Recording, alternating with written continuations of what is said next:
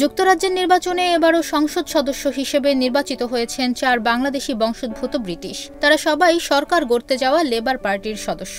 4 জনই আগেও সংসদ সদস্য নির্বাচিত হয়েছেন।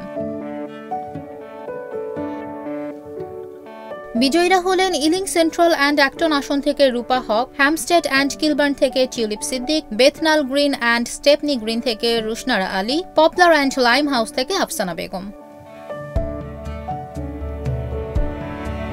রূপা হক এর আগেও 2015, 2017 এবং 2019 সালের নির্বাচনে লেবার পার্টির মনোনয়নে সংসদ সদস্য নির্বাচিত হয়েছেন। অন্যদিকে জাতির জনক বঙ্গবন্ধু শেখ মুজিবুর রহমানের নাতনি টিউলিপও এ নিয়ে 4 বার সংসদ সদস্য নির্বাচিত হলেন। লেবার পার্টির আরেক বিজয়ী ব্রিটিশ বাংলাদেশি প্রার্থী রুশনারা আলী এ নিয়ে 5বার দেশটির পার্লামেন্টে প্রতিনিধিত্ব করবেন।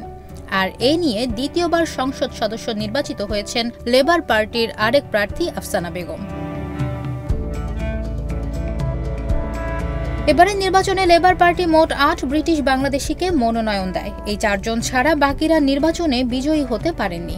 অন্যদিকে এবারের নির্বাচনে কনজারভেটিভ পার্টির হয়ে নির্বাচনে অংশ নেওয়া 2 বাংলাদেশি বংশোদ্ভূত প্রার্থী পরাজিত হয়েছেন। এই 2 দলের বাইরেও অন্য রাজনৈতিক দলের মনোনয়ন ও স্বতন্ত্র প্রার্থী হিসেবেও বেশ কয়েকজন ব্রিটিশ বাংলাদেশি নির্বাচনে প্রার্থিতা করেছেন। এদের মধ্যে ওয়ার্কার্স পার্টি অব ব্রিটেন থেকে মনোনয়ন পান 6 জন। তবে এদের কেউই নির্বাচনে জয়ী হতে পারেননি।